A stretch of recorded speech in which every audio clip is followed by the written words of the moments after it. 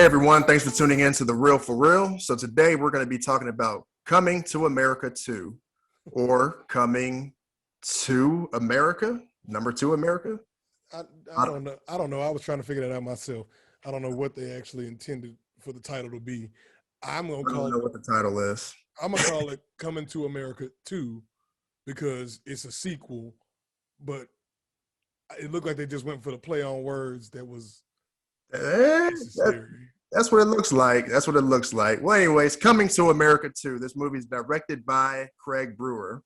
So, oh man, there's a lot to say about this movie, man. A lot of bad things, unfortunately. Hold on. Let's not jump immediately to bad things, man. Like, let's not do that. Even though I think it's safe to say that me and you both were not pleased with the movie that we got right here. I was not pleased with it, man. As you can see, I got my fit on, bro. You know, I'm because I was feeling like royalty, you know. But unfortunately, they didn't treat this movie like royalty. So now I feel like I need to go back and change shirts because I don't know. But No. Well, let me get the specifics out the way first. So we're talking Coming to America, Coming to America 2, whichever you prefer. whatever title, doesn't matter. But screenplay was by Kenya Barris, Barry Blaustein, and David Sheffield. Produced by Kevin Misher and Eddie Murphy, and distributed by Amazon. Notable cast members for this one, of course, they brought back a lot of the original crew. So you had Eddie Murphy, Arsenio Hall, of course, but they also brought some new people some new blood to the table. Jermaine Fowler, Leslie Jones, Tracy Morgan, Tiana Taylor makes an appearance in the movie as well. Wesley Snipes, James Earl Jones. So, all right, let's hit it. Let's go ahead and do this. I got to talk about the director first. Okay. But Craig Brewer. All right. This movie to me is just Amazon just giving their money. Like, hey, here's the money. You do what you want to do, guys. I'm giving you the money. Just go do what you want to do. And unfortunately, what they did is they took the money and they crapped on the original. So Craig Brewer, the reason this movie to me shows me exactly why it's important for a director not to be a yes man. And they needed John Landis for this movie. And the reason why I say they needed John Landis for this movie is because John Landis really helped push the direction the way it was supposed to go. So Isaiah, these are the same writers, right? For the first one. Yeah. So that means that these writers probably didn't have that good of a script in the first one. So John Landis probably directed it and made it a little bit better than it should have been. Could we argue that? So I don't know if I'm willing to sign off that the first script wasn't that great.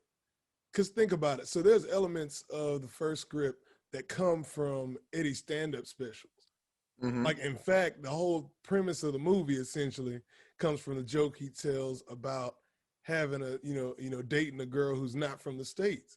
Right. And essentially, you know what I'm saying? So it's that idea just. And I love the first one. I love the first one, by the way. Right. But I'm just saying. I love it. That's why I can't say, like, I love the first one. So I can't say that it's really that it was bad writing. You had a young Eddie coming off writing this movie, like, mm-hmm. like being on board with the writing for this. Like, I think he just had more. He had more hunger to him. He was fresh. He was in his prime. Right.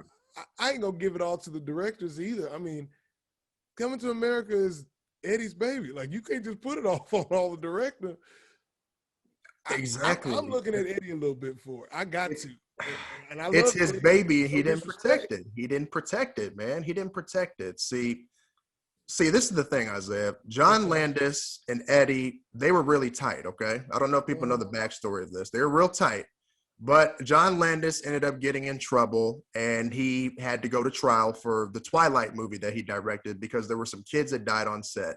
And so that energy was brought to the set of Coming to America. They were beefing a little bit. There was a story. Did you ever hear about Eddie Murphy choked him out or something like that on set? They say he was playing, but he actually put his hands on him and choked him. No, I don't think I heard that. Yeah. So there was some beef between them, and that's why they did not use John Landis for this one. Like, there's bad blood there. So John Landis was like, you should have come to trial. You should have been supportive. Eddie was like, look, I'm not going to be supportive of somebody who I think is possibly guilty, right? So they used Craig Brewer.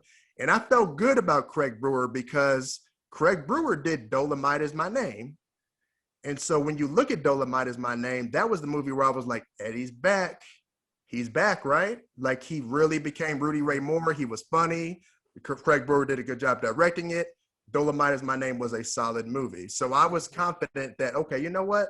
I know they took Kevin Hart. I know he was supposed to play the son. It was like a rumor that he was supposed to be the son for the sequel, but they changed it. Now we got Jermaine Fowler. I wasn't really familiar with him.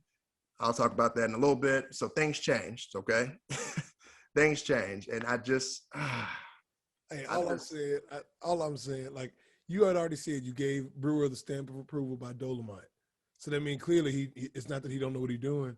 He can't be a fool yet. I think he just sat back and said, look, Craig Brewer, he has said, I'm a big Eddie Murphy fan. My father and I, we grew up going to the movies and going to watch Coming to America. I love 48 Hours. I love Beverly Hills Cops. So he's like a fanboy of Eddie Murphy. So I feel like when you have this cast and you have Eddie, and he says whatever he says, or Arsenio says what he says, he's probably just going to sit back and be like, cool, I'll do whatever y'all ask. John Landis wouldn't. He would probably be like, you tripping. This is how we need to do this. So I do think there'd be a little more static from Landis, yes. But I'm not willing to say that this movie is a flop because of the direction. I think that this movie, for me, is a flop. And yes, I'm saying it's a flop. It sucks. It sucks. You can be honest. It sucks. This movie sucks. I think this movie is mid-ground at best, if anything. This movie sucks. It's subpar. It's not, and it sucks only because of how, I think one of the biggest reasons it sucks is because of how iconic the first one is. Isaiah, it took me 23 minutes and 45 seconds before I started laughing. Well, all right. So first off, you done got us off task. I said we're gonna talk about positives first. Talk about positives first. I know, my bad. I'm sorry.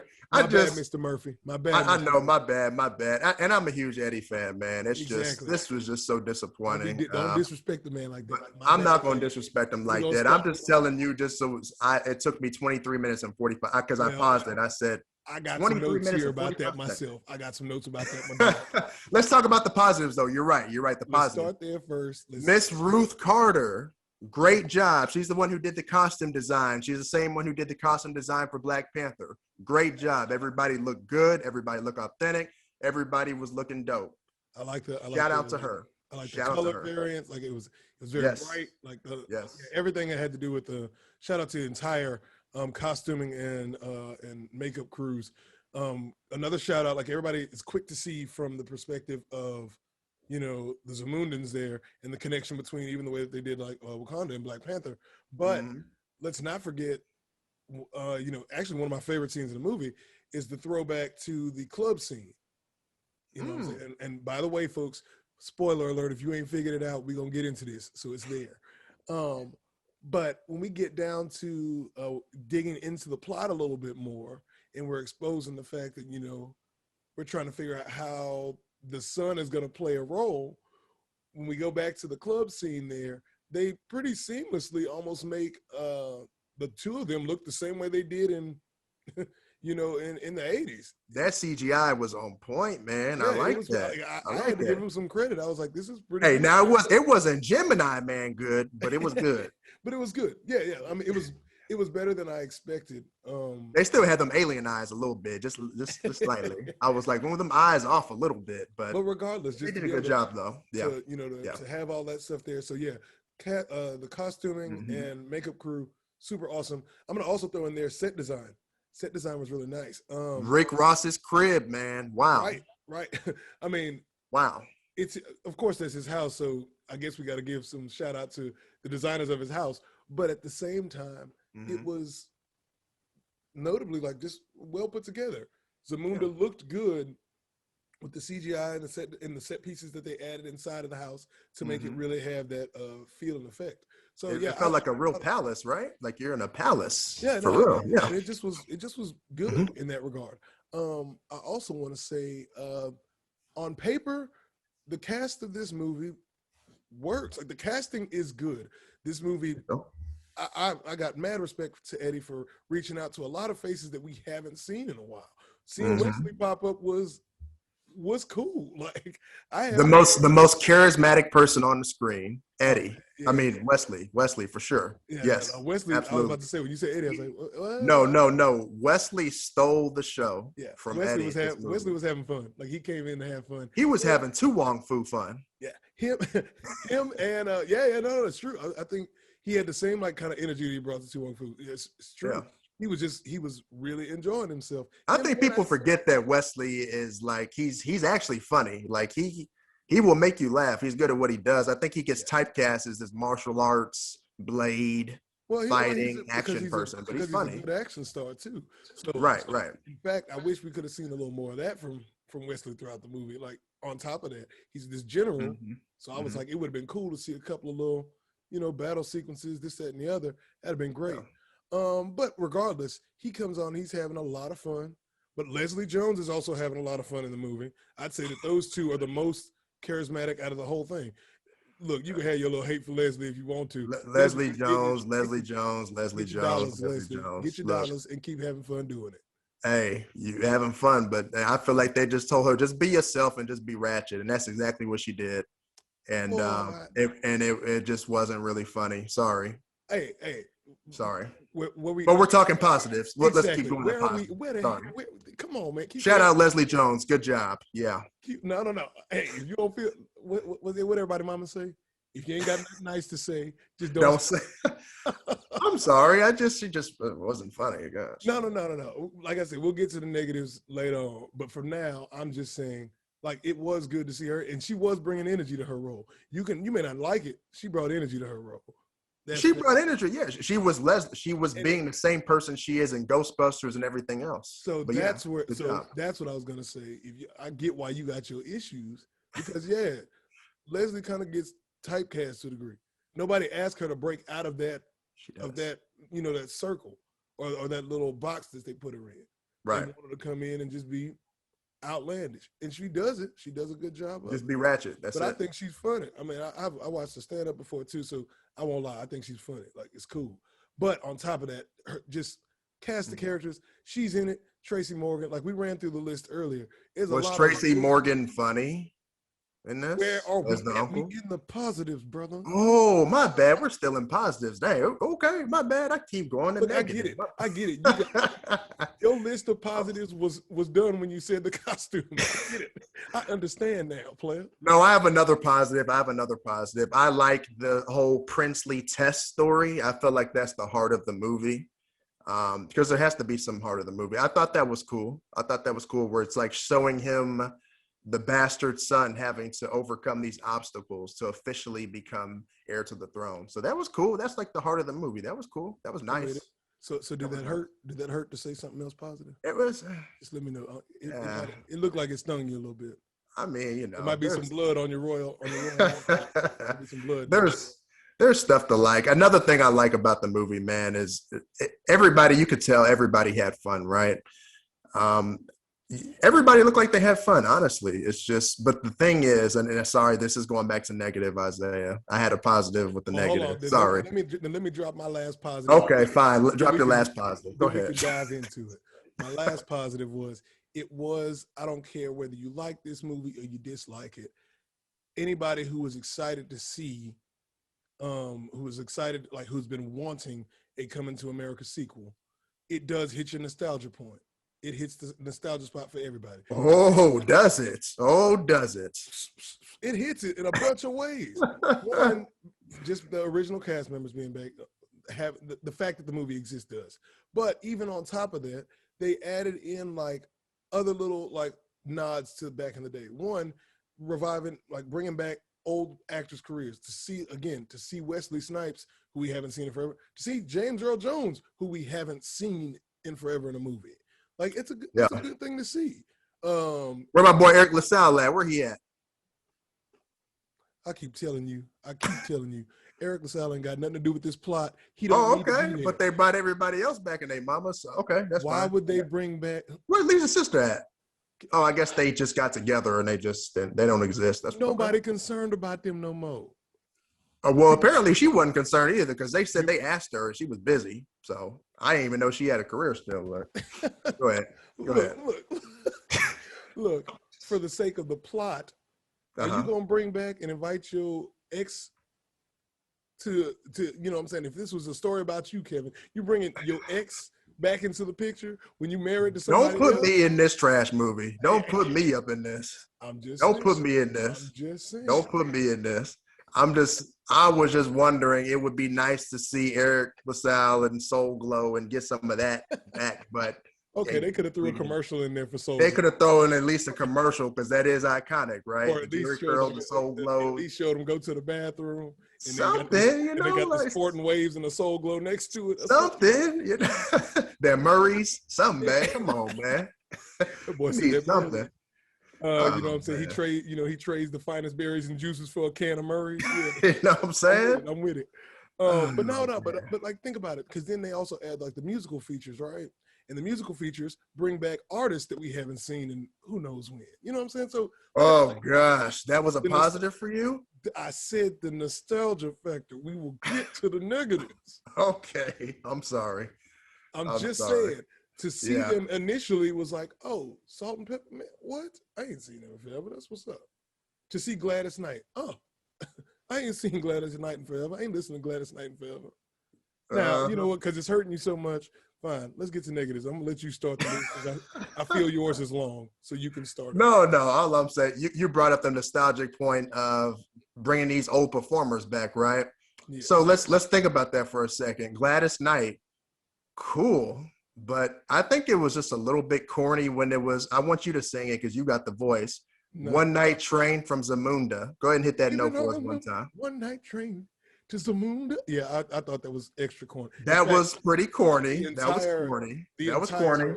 The entire musical idea, when they were just doing these musical segments, I was like, yeah, that was corny, this ain't bro. It, Chief. This ain't it.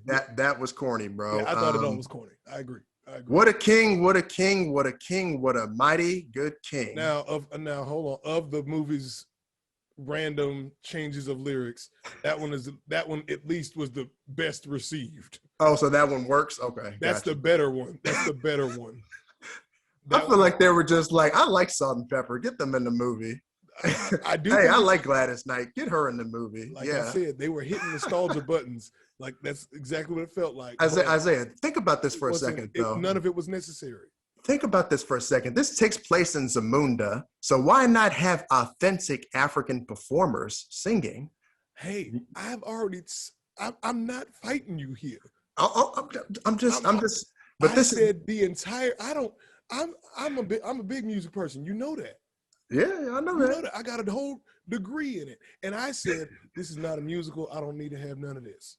And I said that midway through the first performance, the Mighty Good King one. Yeah. And then to have it happen 3 more times, I'm like. They did add a Nigerian artist at the end of the movie, Devado. They added him at the end, but it's like, dang, you waited to the very end of the movie to finally have somebody African perform. Wow.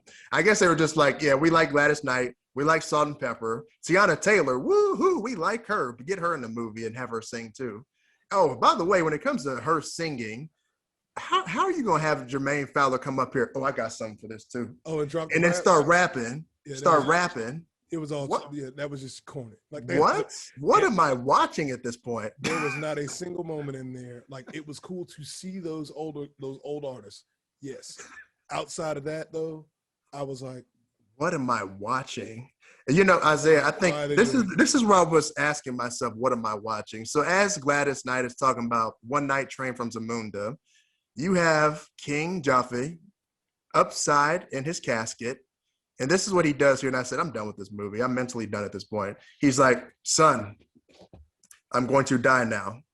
Oh, hey, I ain't gonna lie. That low-key felt What? Low-key feel like that's the way we felt the movie was at that point. Everybody was like, yeah, the film did die. It died right away. That man died at his funeral, man. Like I said, and for folks at home, this is our opinions. So remember, in them comments, if you want to come for us. But I'm sorry, this is the real for real.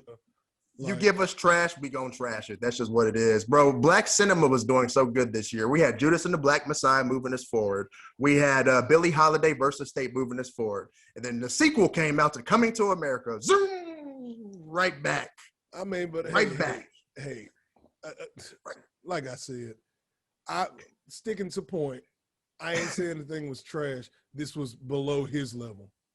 This movie sucks, bro. But yeah, let's keep going. Let's keep. Here's why I'm saying it's not 100% trash. So the story, this is a negative for me too. This is a negative for me. But the story itself is not necessarily a bad idea. We've seen the idea like this. It's a typical plot that we've seen in lots of movies before. The long lost relative that gets, or the fish out of water story. That's essentially what it is, right? That's what it is. The first one's a fish out of water story, except you're sending him to America for the whole film. So that's where he's at. They use the same thing, except they just add in that long lost relative piece. And I'm like, okay, I can deal with that. However, the problem I have with the story is I felt like I watched, this is why I call the movie Coming to America 2, because it felt like I watched the same movie again. Except this time they're in America for 10 minutes. Yeah, and then they just brought America to Zamunda. And when they bring America to Zamunda, the problem you have is, like, Jermaine Fowler's character is going through the exact same thing that Eddie was in the first movie. And Eddie, his character, has basically gone backwards. Like, he's had to relearn again. So I was like, why? Like this. Right. So I agree with you earlier when you said that the writer's room, like, I don't think they had nothing for this one. I don't agree with maybe the first one, but this one I was like, come on, y'all. It's okay to say we're going to shelve this, come back to it later when we got a better and more moving story. It just felt like an extended, corny SNL sketch. Like it didn't feel right. It was forced comedy. They were reaching so hard for jokes. And the reason why the first one is just so iconic is because it's organic. It just naturally is funny. It's a darker tone.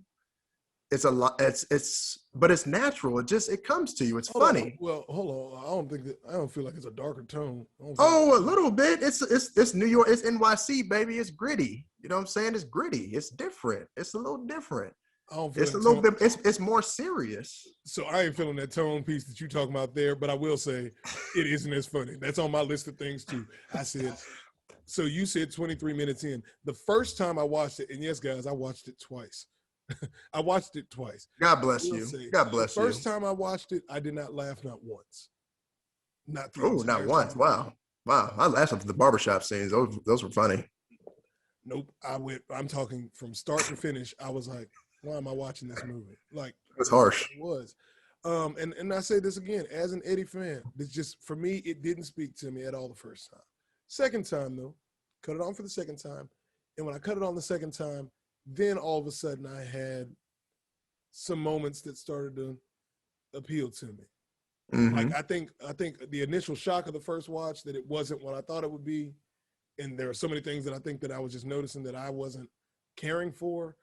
Right. It put me in a position where nothing was gonna be pleasing to me.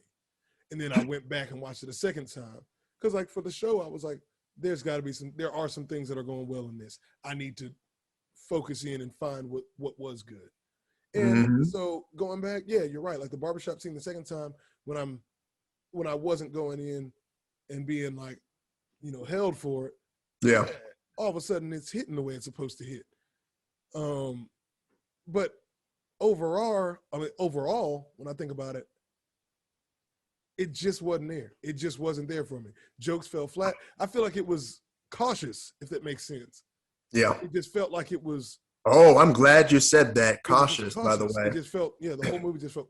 Because that energy is not kept in this movie, because it's inconsistent. So I feel like they were so worried about cancel culture and just the era that we're in now that it's not consistent. So, for example, the barbershop scene, the first barbershop scene, hilarious. But then we get to a point where they say something about the little kids and the flies. And then you remember where they're like, oh, hold on now. You've gone too far. You can't say that. Remember? You know what I'm talking about? I remember it because. So that was, hold on. That's what I'm saying. That's funny. You don't have to, but what they did was they were like, oh, hold on now. Because they're trying to say we don't agree with that. So that's a way of saying, check.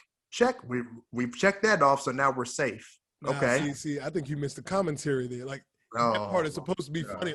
It's supposed to be funny for both. The statement he makes is supposed to be over the top when the guy's like, "Yeah, like them kids with the flies in their mouth." Yeah, that was funny. That was And I funny. laughed because That's I'm like, funny. "Oh, That's funny. I laughed because I'm like, "That's wrong." And I laughed even harder when the old men around him check him. Because who checks him? It's a young dude who says the thing that is foul, and who's checking him? The old people in there. Well, the old heads. Yeah, right, right. But it's the old heads who would normally be saying it. I think in itself that was supposed to be like, I think it was a commentary again about the cancel culture. However, I'm not saying that you're wrong about the fact that they were trying to tiptoe with most Play it safe. with most of the humor in there. Yes. Yeah, they played it safe. Yeah, they did. But it was still that's- good. It was good. But I think that's where they make that point. That's why the old people get all mad. They're like, hey, you can't say all that. That's too far. Da, da, da. They said, but the truth be told, like, I don't know. The cancel culture piece, I think that, I don't know if that's what he was worried about. I also think that some of it is just not as funny anymore. And I'm going to say it, Eddie, you've been chilling. Like, you've been chilling. And I'm not saying that you ain't earned your chill. I'm just saying, when you were starting out, you was a hungry comedian. You was looking at things differently. You was struggling a little bit. There's you're looking for information there. You're looking for material then. Eddie now is big baller, Big Bang Hank. Right. Life is different now. Like you know what I'm saying? Like, yeah. Jay-Z that raps now is not the same as Jay that, that started his career out. Right. Jay can rap from a different position now. He can talk about things from a different position. Some of them struggles ain't there no more. Yeah. And things get comfortable. I got to say about the inconsistency. So that was the part where I felt like they were playing it safe, right? But this is where they did not play it safe. Prince Hakeem got date raped. Okay. Point. Period. He did, right? Did he or did he not? Oh, I mean, the way that you. That's what he says it in the movie. The way we I'm about to say the way you kicked it to me, because at first I just assumed that it was supposed to be one of them. I repressed the memory because I ain't like this lady like that at first. But when you said it, I was like, when you told me before, I was like, yeah, this could be it. He says in the movie, I was drugged by this ugly lady, basically. Not in those words, but he said that I was drugged. He says it in the movie. And so it's like, so you're not playing it safe there, okay? But you played it safe in the beginning with the barbershop, but you're not playing it safe here. So that's what I'm saying. It's the inconsistencies. Well, hold on. Well, first though, so on top of that though, is it a problem to bring that up? I mean, that's a hot button issue right now. Yeah. Why not throw that in there in some way? Now, granted, they don't stop and make an after school special about it. Right. You know what I'm saying? It's not like they stop to go, hi, I'm Eddie Murphy. And, he doesn't stop to do that. But, I mean, maybe that's, and that's, like I said, I think those two scenes there are trying to speak something to the culture of now, which, I mean, and maybe that's the way. Now, I'm not saying that either of those scenes came off as super funny to me. Like, again, I told you, I didn't laugh my way through all that one. And even on the second time through, I didn't laugh at the scene where they're talking about how he has his son. But at the same time, bro, first of all, let's talk about this bastard son story, because that's silly to me. First of all, like, let's think about this scientifically. Does marijuana from secondhand smoke cause somebody to not know anything of what happened? And then 30 years later, as Simi is running the story, then you all of a sudden it jogs your memory. Oh, I slept with her and I never knew it because I got secondhand smoke from marijuana that was not laced. Look. Good job. Good job, writers. Good job. You can't speak to that part either. It's clearly supposed to be some trauma involved in that. The man calls the girl. He said, I got attacked by, what did he do? He substituted.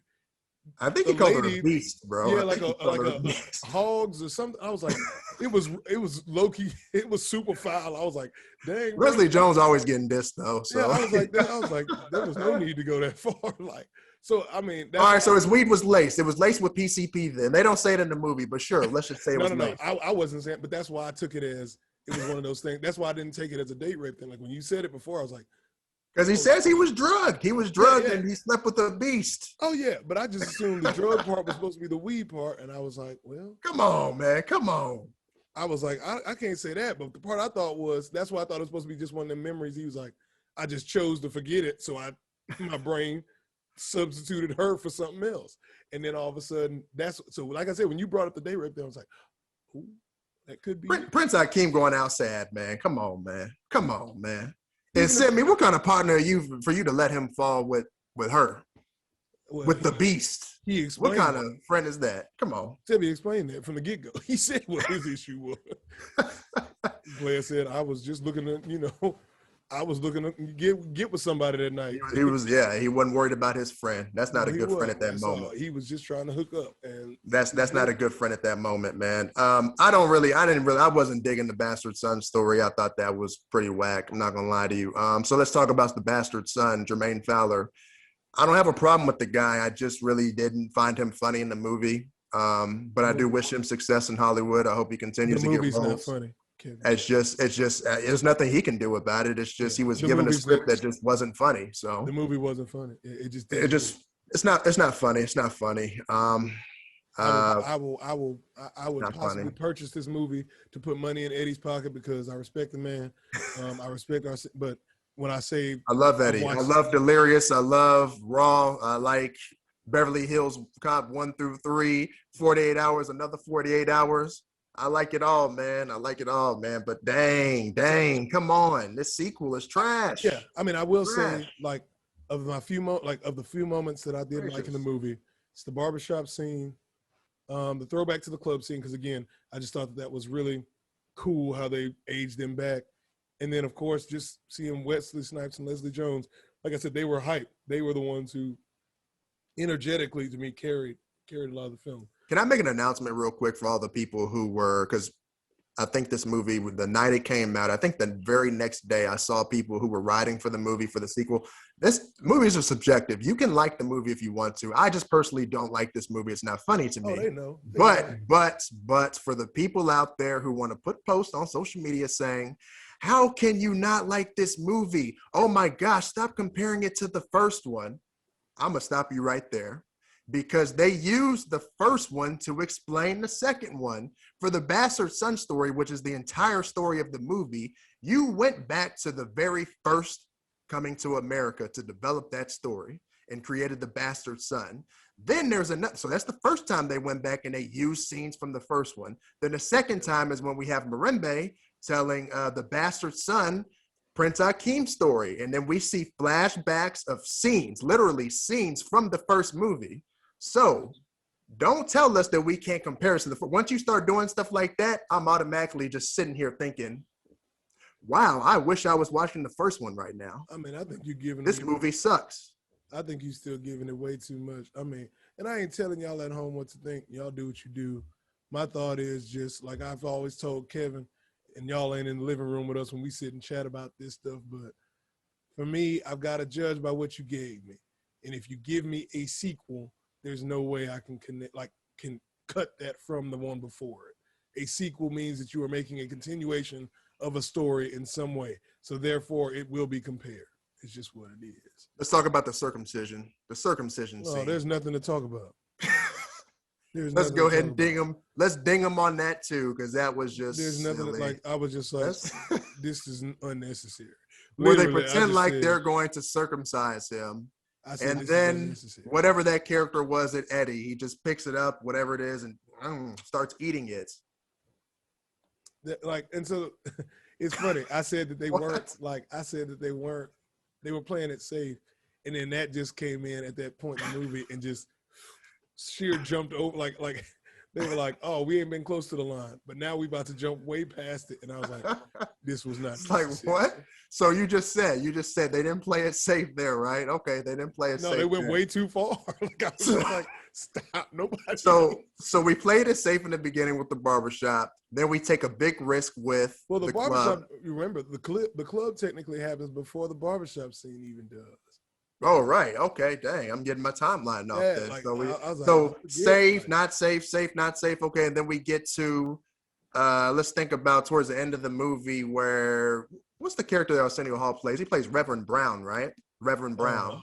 Yeah. So at the end of the movie, I got a problem with this, first of all, because there's one or two things. You're either playing it safe again or you just think that I'm a dummy at this point. The writers think I'm an idiot because because Morambe, she says something like, no, I think the bastard son, he apologizes for, oh, I'm sorry. I wish I would have taken you to, I know this is not your ideal wedding, basically. I know you would have wanted to do something different. And then she says something, what does she say? She says, oh, it's okay. I would always imagine that there would be a womanizing, sexist officiant giving a very strange ceremony. So she says this. And I was just sitting there, I was like, why did she just say that as if we don't already know what Reverend Brown is? Do the writers think that we are complete idiots? Or are they trying to, once again, check? I have to let you know that he is a sexist, womanizing officiant. Check. That's what I'm talking about. It's not consistent, Isaiah. I don't know. I don't see the glaring inconsistencies you talking about with those as much. And I don't see that as let me not say inconsistency. The bigger issue I don't see is how that's a checkbox. I don't see what box are they checking by doing that. You're watering down the comedy. Okay, to me, you're watering down comedy at this point. It's like we know what Reverend Brown was in Coming to America, the first one. We knew what he was, so it was cool just to see. Okay, he's in the sequel. He didn't do anything in the sequel to be a womanizing, sexist officiant. We don't even know this about him in the sequel. Now that's fair to say. I was just like, what box could it be checking? I was just like, that's where I was lost with you. I was like, what box? He did nothing. He did nothing. So they just had to do that. Fair. Isaiah, they did this because they don't want people going back to the original and saying, wow, you guys endorsed this. You endorsed this character. So we have to throw in the womanizing, sexist officiant. You didn't have to say that. So you saying they just trying to go back and undo all the Eddie Murphy already told you, bro. He had an apology tour for his stand-up that he did in the 80s. They're apologizing. They're trying to make sure they're safe in every single way they can be. So I definitely didn't take it that way. So that's interesting. I didn't take it like that. I just was like, did you even pick up when she said it? Yes, what she says, I would always imagine that there would be a womanizing, sexist officiant giving a very strange ceremony. Bro, when I heard that, I paused it for a second. I rewinded and I said, wow, they really did that, bro. Wow. So, yeah, I didn't think nothing about that. Wow. I do remember Eddie talking about would he say some of the things now that he said in his other earlier specials? And he was like, no, and I get that. Times change. I just didn't ever connect that scene to that. But then again, by the time I got to that point of the movie, I can't tell you if I was actually paying attention. Oh, you was already checked out by that point. I think I was just hoping that it was gonna be over pretty soon. I think I was just really hoping it'd be over soon. This movie was just not good, man. I'm sorry. I mean, I may have been going a little bit harder on this movie than a lot of people probably would have liked me to, but this is the real for real, bro, and we got to keep it 100, man. This is a movie that Eddie Murphy should have protected, and this is his baby. This is like when you're talking about Eddie movies, a lot of people may put this as the number one Eddie movie. A lot of people will put this as one of the best comedies of all time. When you think of Coming to America and you think of just kind of flawless comedies that people love, you think about Animal House, you think about Blues Brothers, you think about this. You think Caddyshack, like these are the comedies that people just put at the very top that are like, this is superior. This is the best of comedy. Yeah. So when you do a sequel 30 years later, to me, it's more so like this is just a home video that we did for fun. This shouldn't have gone to the audience. Bruh. This shouldn't have gone to us. You gonna call it a home video? This is a home video. This is a family reunion, bro. Oh, that's what this is. My boy, this movie sucks. This movie sucks. It's not good. It sucks. I don't believe it's a home video. You said yourself that you didn't laugh in this movie. This is a comedy. How can you not laugh in a comedy? Oh, there's plenty of comedies. In fact, some of the ones you named, I don't think are as funny as you. But still, so I'm just saying, like when you put, I'm naming titles that people put at the top. Oh, I get it. I'm saying like all that stuff is subjective. I'm saying it is. As far as the story that's there, it tells its story. It's complete, so it's at least a mid-grade movie. It is not good, so it will never be above a 5. That's what I can say. The movie is a 40% for me. Not going any higher. I'd say 40. For me, I give it a 4.5, maybe a 5 if I'm just feeling really nostalgic to be like, man, it was good to see that you tried, Eddie. I'm gonna go ahead and give you. That's for me. Man, I don't know. So I mean, my final thoughts about the movie would just be like, yeah, I got to give him some credit for trying. I appreciate the fact that one, you heard your fans saying that we want to see a sequel to this. I mean, no matter how long it took you, you heard the fans and you came and answered. So I do respect that piece. I just think that most of us would agree that this isn't what we thought we were going to get. Oh, and Lisa's drunk acting scene. Oh my goodness. I was like, please, try again. You're gonna have to act better than that, sweetheart. That's not gonna work. Oh man. But I love her though. She's cool. Hey, this Lisa. She still looks good too. Some movie sequels can beat the original. Like, you know what I'm saying, can beat or even be matched up with the original. Then there are some movie sequels that I feel like you don't want connected to the original. I never thought I'd have to tear apart black cinema this year, but I did. Oh, well, better luck next time. This is definitely one of those that I think that had we not had this one, I think it would keep the series strong. It would keep the series stronger. Yeah, we would have been just fine without it. Yeah, I wouldn't have missed this version of it.